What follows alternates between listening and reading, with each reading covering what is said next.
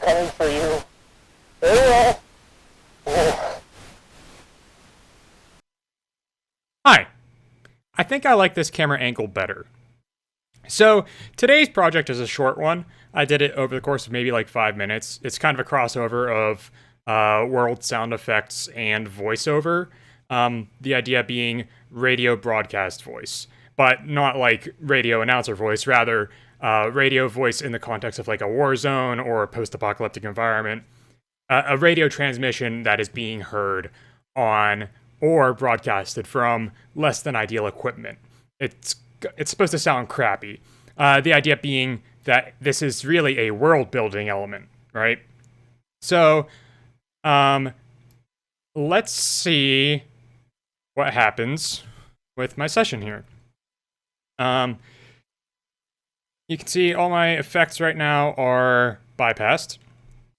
We will get to those one by one. And right now this is at negative 22.7. We're going to take that back up to 0. And we'll find out later why it was turned down like that. So this is my performance of the voice.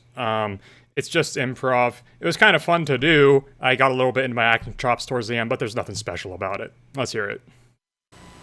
They found me. I don't know how, but they found me. They'll come for you too. Run.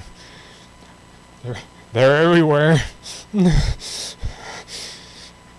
They're coming for you. They will.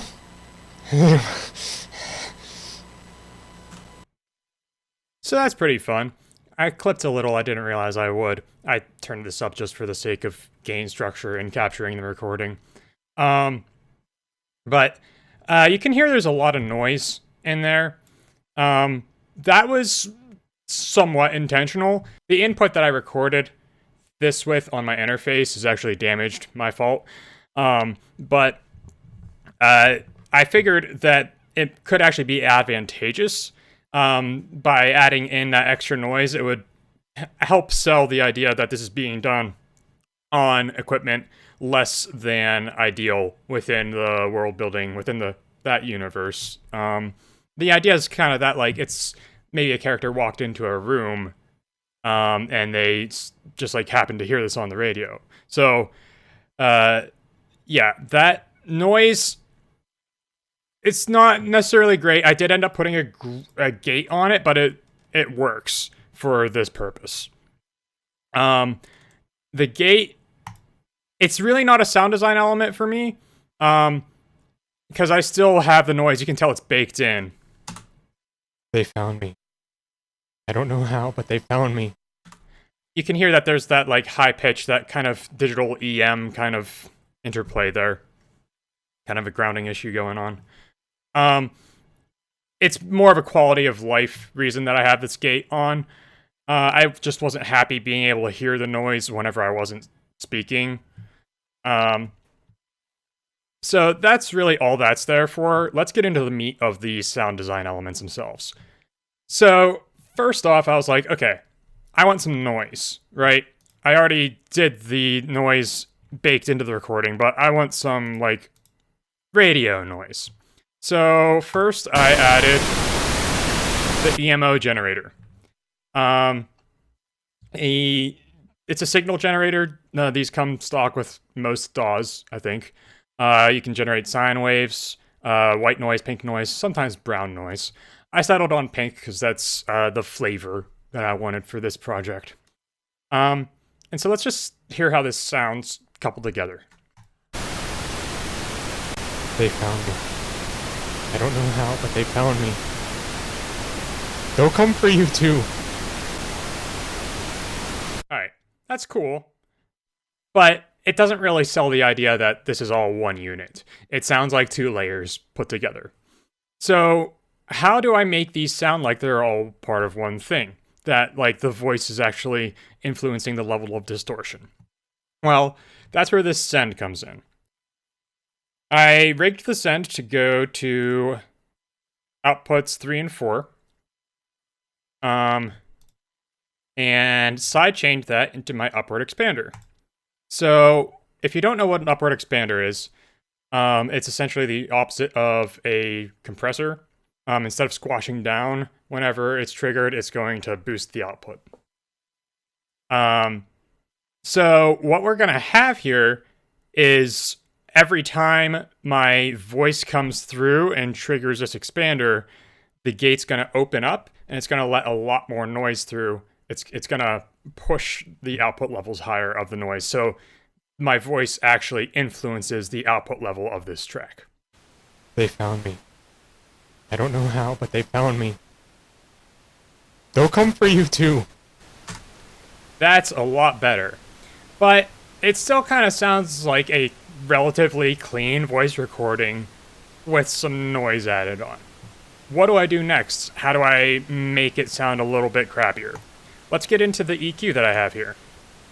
So, my EQ curve decisions here are based kind of on like telephones. There's actually some really cool history in why telephones have the sound that they do, but the crappy audio quality is an element that I was trying to emulate here by just like nerfing most of the low and high end and focusing on just a pretty narrow frequency spectrum. I have it boosting just above 500 hertz. And so what that does, since it narrows it down, it automatically makes it a much more low quality sounding recording. They found me. I don't know how, but they found me. They'll come for you too. Now that's pretty cool. It sounds a lot more like it's being recorded on, or rather broadcast through, like whatever microphone they happen to have, like a kid's karaoke microphone or something. Still want a little more, right? We want a little bit more out of this. So that's whenever we get to the point where we need to mention that this was down to negative 22.7. Why? Because my next step, and I'm gonna turn down the bass output of this group. Why is because I have wave shaping distortion as my last effect. Now, I have it turned to 88.1% distortion, which is reasonably extreme. If you don't know, distortion by nature requires like a lack of headroom to be happening. It's hitting the ceiling, essentially, is how you get distortion. But that essentially makes it louder. And this distortion plugin doesn't have its own output fader. So if I want to re-normalize the output of that channel to my comfortable listening volumes, I have to do it on this channel. I wish this had its own output fader, but that's the only reason that this one's turned down. Keep that in mind. So, threw on a distortion. Now let's hear how this all sounds together. They found me. I don't know how, but they found me. They'll come for you too. Run. They're everywhere. They're coming for you. They will. I'm really happy with that. So that's essentially the end of the effect. There is a little bit more that I kind of want to do to it.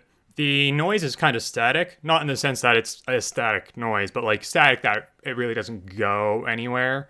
I kind of want to automate some EQ over it, maybe some like phase cancellation, introduce maybe a second track that is distorted noise that I bring in and out a little bit. I want some interference, essentially, in the recording. Maybe there's a storm that came through while that was being broadcast, or maybe there was a plane that happened to pass by, something like that. EM interference. But as it stands, it's a very usable effect. Great for just an ambient world-building element in a scene.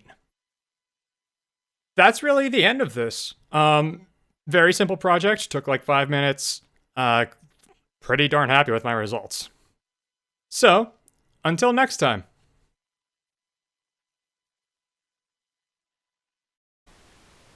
They found me. I don't know how, but they found me. They'll come for you too. Run.